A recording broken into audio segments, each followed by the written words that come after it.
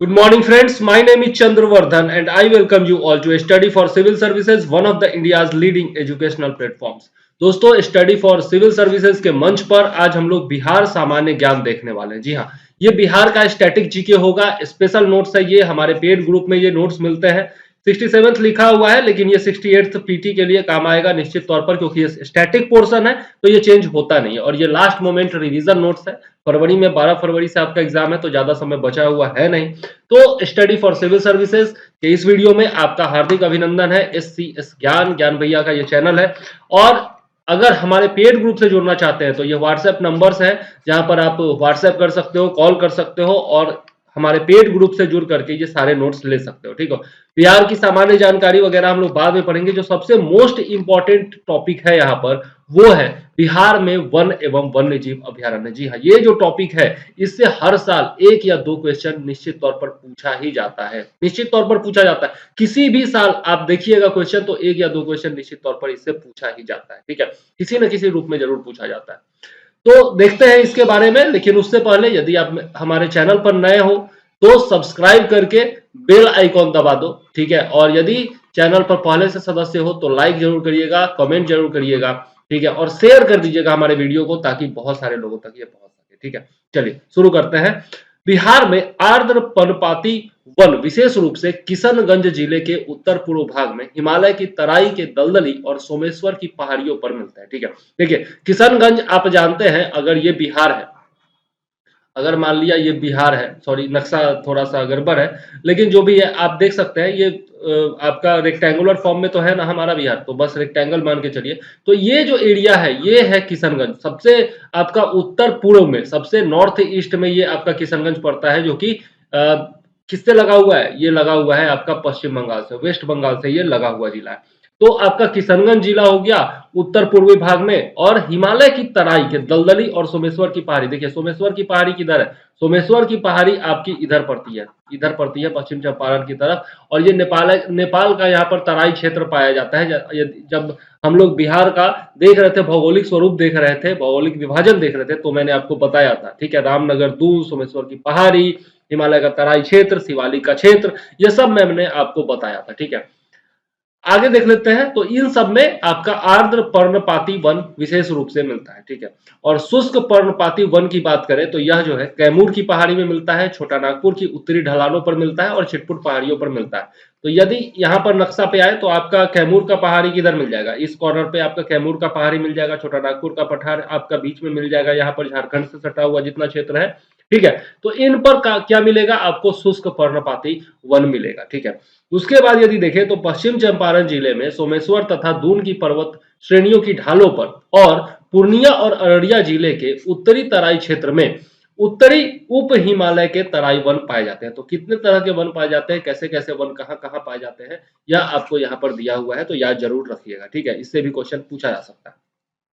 Next videos में हम लोग बिहार का जो वन रिपोर्ट है लेटेस्ट, वो भी देखने वाले हैं, तो उस वीडियो का इंतजार कीजिए। और उसके लिए क्या करना होगा? आपको बेल आइकॉन दबाना होगा। केवल सब्सक्राइबर बनने से काम नहीं चलेगा, बेल आइकॉन दबाइए, ताकि जितने भी वीडियोज आते हैं सबके नोटिफिकेशन आपको टाइम पर मिलते रहे। ठीक है, तो चलिए देर न करते हुए शुरू करते हैं। देखते हैं पहला जो हमारा वन्य जीव या पक्षी विहार है वो कौन सा है? भीम बांध। जी हाँ, भीम बांध ये जो है मुंगेर में है, बहुत ही ज्यादा इंपॉर्टेंट है, याद रखिएगा। जो भी इसमें बार बार पूछा गया है या इंपॉर्टेंट है उसमें मैं स्टार मार्का जरूर लगा दूंगा। ठीक है, फिर है आपका विक्रमशिला गंगा डॉल्फिन अभ्यारण्य, यह भी जो है बहुत ज्यादा इंपॉर्टेंट है। ठीक है, कई बार पूछा जा चुका है, इस पे तो डबल स्टार लगना चाहिए। यह है आपका भागलपुर में। ठीक है, उसके बाद है वाल्मीकि नगर राष्ट्रीय उद्यान, ये एकमात्र राष्ट्रीय उद्यान है, तो इस पर जितना स्टार लगाए उतना कम है। ठीक है, तो ये जरूर याद रखिएगा। ठीक है, पश्चिम चंपारण का वाल्मीकि नगर नामक स्थान है, जहां पर ये वाल्मीकि नगर राष्ट्रीय उद्यान है। आपको घूमने भी जाना चाहिए यदि आप बिहार से हैं। ठीक है, या कहीं से भी आप घूमने जाइए जरूर, वाल्मीकि नगर राष्ट्रीय उद्यान। चलिए, संजय गांधी जैविक उद्यान, संजय गांधी जैविक उद्यान ये तो पटना में ही है, तो इसके बारे में अधिकतर लोग जानते ही होंगे, इंपॉर्टेंट तो खैर है। नेक्स्ट है आपका परमान डॉल्फिन अभ्यारण्य, यह जो है अररिया में है। इसके बारे में कभी पूछा नहीं गया है, लेकिन ध्यान में रखिएगा। ये कांवर झील पक्षी विहार बहुत बहुत बहुत ज्यादा इंपॉर्टेंट है, बेगूसराय में स्थित है। ठीक है, और इसके बारे में आपको याद रखना ही होगा, इसको भूलने का कोई सवाल नहीं है। ठीक है, क्योंकि ये वेटलैंड्स में शामिल है। ये जो है एक वेटलैंड है और यह जो है आपका रामसर साइट्स में शामिल है। ठीक है, रामसर साइट्स में शामिल है। ठीक है, रामसर साइट्स में बिहार का एकमात्र रामसर साइट कौन है? कांवर झील कांवर झील बिहार जो है। ठीक है, इसके बाद है नागी पक्षी विहार। जी हाँ, नागी पक्षी विहार या फिर यहीं पर आपका नागी नकटी डैम भी मिलता है। नागी नकटी डैम भी मिलता है। ठीक है, तो ये बहुत ही ज्यादा इंपॉर्टेंट है, जमुई में है। यहाँ पर आपका बर्ड फेस्टिवल का आयोजन किया गया था। ठीक है, बर्ड फेस्टिवल का आयोजन किया गया था और ये बहुत ही ज्यादा चर्चा में रहा था। ठीक है, तो नागी पक्षी विहार, इसमें भी आप स्टार मार्का लगा लीजिए और याद जरूर रखिएगा। ठीक है, इसके बाद है बक्सर पक्षी विहार, तो जिला के नाम से ही है तो बक्सर में ही होगा निश्चित तौर पर। इसके बाद है आपका गोगा बिल पक्षी विहार, यह जो है आपका कटिहार में है। गोगा बिल भी आपको याद रखना चाहिए, ये भी पूछा जा चुका है। उसके बाद कुशेश्वर स्थान, जी हाँ, कुशेश्वर पक्षी विहार, यह दरभंगा जिले के कुशेश्वर स्थान के पास है। ठीक है, यह भी इंपॉर्टेंट है, याद रखिएगा, स्टार मार्का इसमें भी लगाइए। फिर आपका आ ही गया नागी के बाद नकटी पक्षी विहार आ ही गया। ये दोनों नागी नकटी याद रखिएगा एक साथ, ये दोनों जो है वो जमुई में है। ठीक है, बहुत बहुत बहुत ज्यादा इंपॉर्टेंट है। आगे देख लेते हैं उदयपुर वन्य जीव अभ्यारण्य, यह भी जो है पश्चिम चंपारण में है। ठीक है, तो पश्चिम चंपारण में कौन कौन हो गया? एक हो गया आपका वाल्मीकि नगर और एक ये हो गया आपका उदयपुर वन्यजीव अभ्यारण्य। ठीक है, इसके बाद है आपका बरैला सलीम अली जुब्बा सहनी अभ्यारण्य, ये भी बहुत ज्यादा इंपॉर्टेंट है, ये वैशाली में है। ठीक है, हमारे जिले में है, बहुत ज्यादा इंपॉर्टेंट है, इसके बारे में भी पूछा जाता है। ठीक, चलिए आगे देख लेते हैं।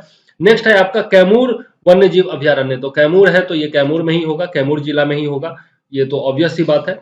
इसके बाद चलते हैं, देखते हैं आपका नेक्स्ट है आपका गौतम बुद्ध अभ्यारण्य। जी हाँ, गौतम बुद्ध अभ्यारण्य, तो गौतम बुद्ध को ज्ञान की प्राप्ति कहाँ हुई थी? गया में हुई थी, तो ये वहीं पर होगा। और बोध गया जो है वो किस नदी के किनारे है? ये भी बार बार पूछा जाता है, तो याद रखिएगा ये जो है आपका फल्गु नदी के किनारे है। ठीक है, ये जो है आपका फल्गु नदी के किनारे है, ये भी बार बार पूछा गया है, तो आपको याद रखना चाहिए। या फिर इसी को निरंजना नदी भी कहते हैं, कहा जाता है ना, जब आप पढ़ेंगे महात्मा बुद्ध के बारे में, तो निरंजना नदी के तट पर उनको जो है ज्ञान की प्राप्ति हुई थी बोधि वृक्ष के नीचे। ठीक है, और किस दिन प्राप्त हुई थी? ये जरा सा कमेंट में लिखिए किस दिन उनको प्राप्ति हुई थी। ठीक है, उस दिन कौन सा दिन था?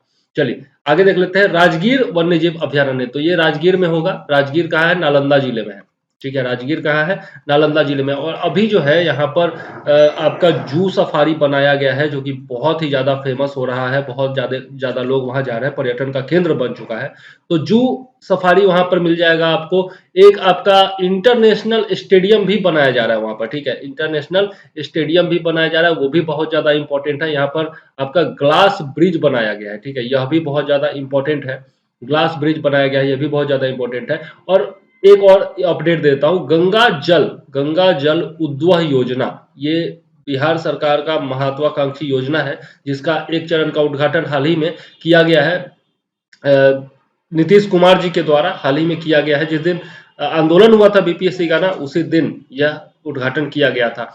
तो ये गंगा जल उद्वह योजना क्या है? इसके माध्यम से गंगा का नदी का पानी घर घर में नल के द्वारा पहुंचाना है। ठीक है, तो उसमें जो है आपका राजगीर भी शामिल है, याद रखिएगा, उसमें राजगीर भी शामिल है, उसमें गया है, नालंदा है, राजगीर है, ये सब उसमें शामिल है। ठीक है, तो ये भी याद रखिएगा, अपडेटेड करंट अफेयर्स है इसलिए बता रहा हूं। और ये जो है आपका पंत वन्यजीव अभ्यारण्य, यह भी राजगीर में है, नालंदा में। ठीक है, तो ये जो है हमारे प्रमुख बिहार के आपके वन्यजीव अभ्यारण्य एवं पक्षी विहार है, जिनसे बराबर क्वेश्चन पूछे जाते हैं। तो लास्ट में बस इतना ही, इसमें रहने देते हैं इसको, और नेक्स्ट वीडियो में हम लोग चलेंगे, कुछ संस्थानों के बारे में पढ़ेंगे, विश्वविद्यालय और जो चिकित्सा विश्वविद्यालय है उन सब के बारे में पढ़ेंगे। और जितने भी स्टैटिक पोर्शन है उसको कवर करना बहुत ज्यादा जरूरी है, वहां से बराबर क्वेश्चन पूछा जाता रहता है। ठीक है, और उसके बाद फिर बिहार के इतिहास वगैरह पे चलेंगे। तो बिहार स्पेशल का ये हमारा पहला वीडियो था, स्टैटिक वीडियो। आपको कैसा लगा जरूर कमेंट में लिखिएगा। इन नंबर्स पर कॉल करके हमारे पेड ग्रुप से जुड़िएगा यदि आपको नोट्स चाहिए इस तरह के, और भी बहुत सारे नोट्स आपको मिलेंगे, पर्सनलाइज्ड गाइडेंस वगैरह मिलता रहेगा। तो चलिए, इस वीडियो के लिए मैं चंद्रवर्धन लेता हूं आपसे इजाजत। अगर वीडियो पसंद आता है तो लाइक और कमेंट करना बिल्कुल ना भूलें, साथ में अपने दोस्तों के साथ शेयर करें, और सब्सक्राइब करके बेल आइकॉन तो जरूर दबाएं, ताकि आपको आगे आने वाले सभी वीडियोस का नोटिफिकेशन मिलता रहे। चलिए, मिलूंगा नेक्स्ट वीडियो में। जय हिंद, वंदे मातरम।